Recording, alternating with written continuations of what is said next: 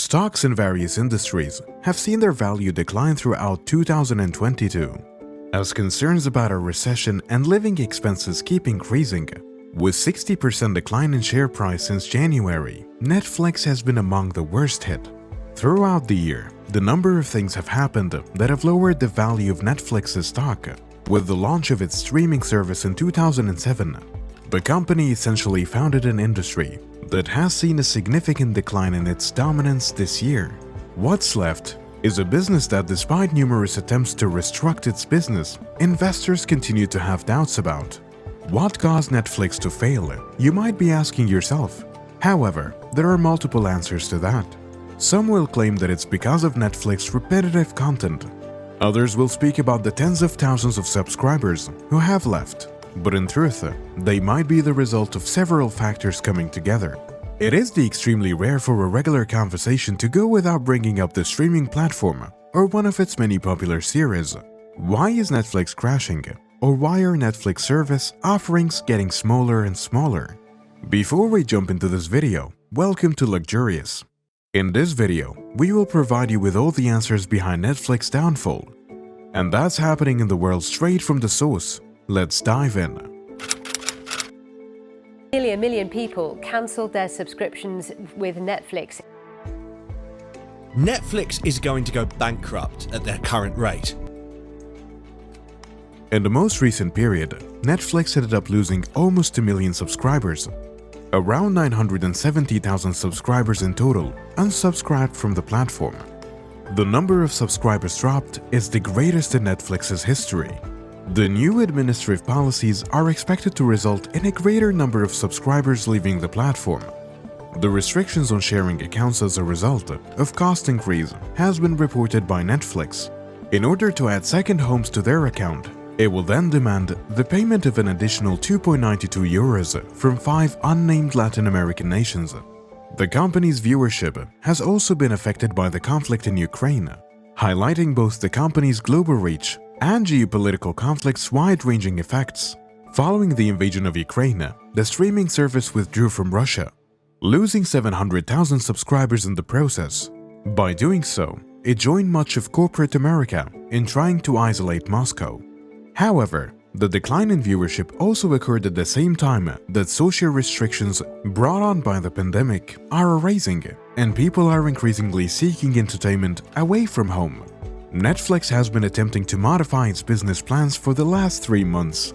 It will make an effort to minimize user loss by doing this. Netflix outperformed its own pessimistic quarterly projections, halting subscribers' losses and reporting higher revenue, despite a more competitive streaming market and a difficult financial situation. The company's financial results, which are even made public after the market closed on Tuesday, were eagerly anticipated.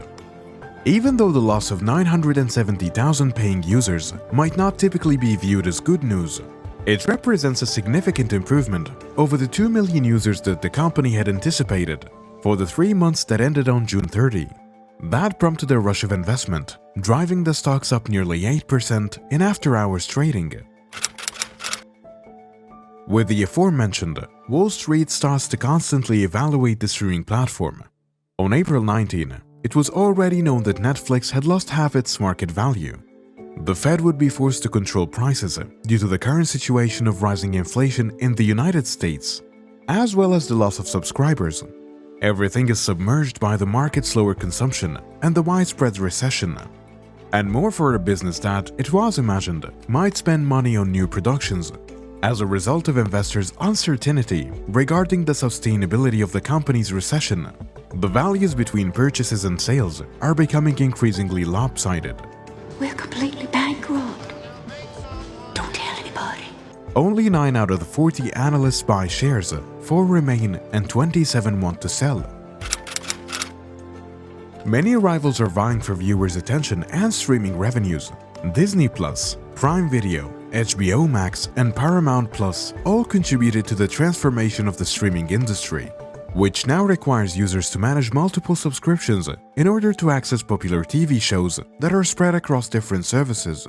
Netflix's rivals continue to offer unrestricted quality. Disney Plus offers Star Wars prequels and Marvel movies. HBO offers the most recent films from Warner Bros., DC, and Cartoon Network. As a result, Netflix's competition grows as it loses consumers and sees a drop in quality. Disney Plus is looking for its first subscriber and has been featured in stories with words like Spider-Man and recent Marvel films. HBO had popular shows from the midst of 2000. The audiences the company targets are becoming fewer in order to achieve this. Is it a result of the production and quality? Beyond the demand, and whether it is permitted to reach those sites, a streaming service's attractiveness will have very little to do with where it's located. Well, many people choose to use other services instead, some of which are offered for free, while others aren't even interested in it. The Netflix argument regarding movies and series is controversially challenged. We can consider high-caliber production like Stranger Things, as well as other things that have sustained, like Breaking Bad or Black Mirror. On the other hand, Korean dramatic novels continue to receive favorable reviews. The level of the platform is raised by actors like Ryan Reynolds, who have been a key member of the Netflix cast, as well as Dwayne Johnson, Jamie Foxx, Anya Taylor-Joy, and other big names. Perhaps there aren't many substandard productions, like Red Notice for instance. However, there are very few productions that you can undervalue, because their subject matter, writing, and production. The platform has distinguished itself throughout its history for popular Latin American series, like Rebelde, Betty Le Fea, Pasión de Gavilanes, and Pablo Escobar, as well as other well-known ones. The price increases for Netflix will start to apply to both new subscribers and those who have already used the service for a while. The first Netflix price increases were noticeable in the United States and Canada, and it is anticipated that Netflix will expand to Latin America in August. The standard plan increased to $15.49 per account, the basic plan for $9.99 per month, and the premium plan to $19.99. Subscribers can only conclude one thing from the foregoing: Netflix's rivals offer more affordable rentals. Netflix's stock prices rises by almost 3% as a result of this increase, and taking into account the previous market commentary about the company, to $533.84 per share, along with leaving Russian territory, where a sizable portion of the viewers are lost. Netflix may experience significant rejection because of its rates, which would result in a number of user losses. The country's economic situation has gotten a lot worse. While the Federal Reserve pursues an assertive monetary policy designed to restrain price increases and cool the economy, consumers are facing high record inflation.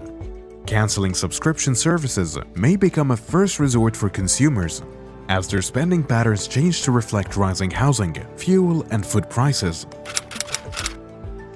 Netflix's plan to fight and regain its domination in the industry again has begun. The company has gone into high gear as a result of Netflix's downfall and drastically changed its streaming strategy. The company announced in July that an ad-supported tier was coming after previously rejecting the idea of adding advertisement to its platform for years. The announcement coincided with the increase in demand for free or inexpensive ad-supported streaming services, and platforms like Comcast, Peacock, and HBO Max experienced steady growth in their advertisement revenues. Due to its market dominance prior to 2019, the company effectively established its price as one of the few streaming options.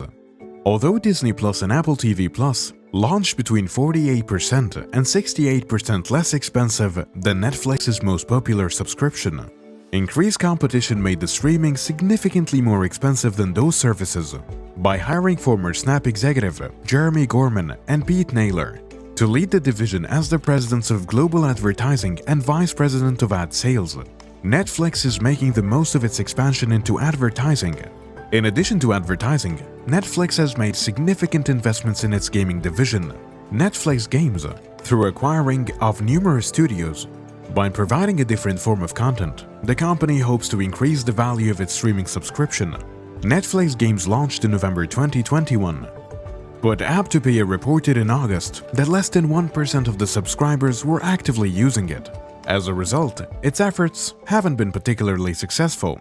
So in conclusion, the story behind Netflix's downfall is blamed on a number of factors for its sluggish revenue growth, such as rise in connected TV adoption, increased streaming competition, account sharing, and more general factors.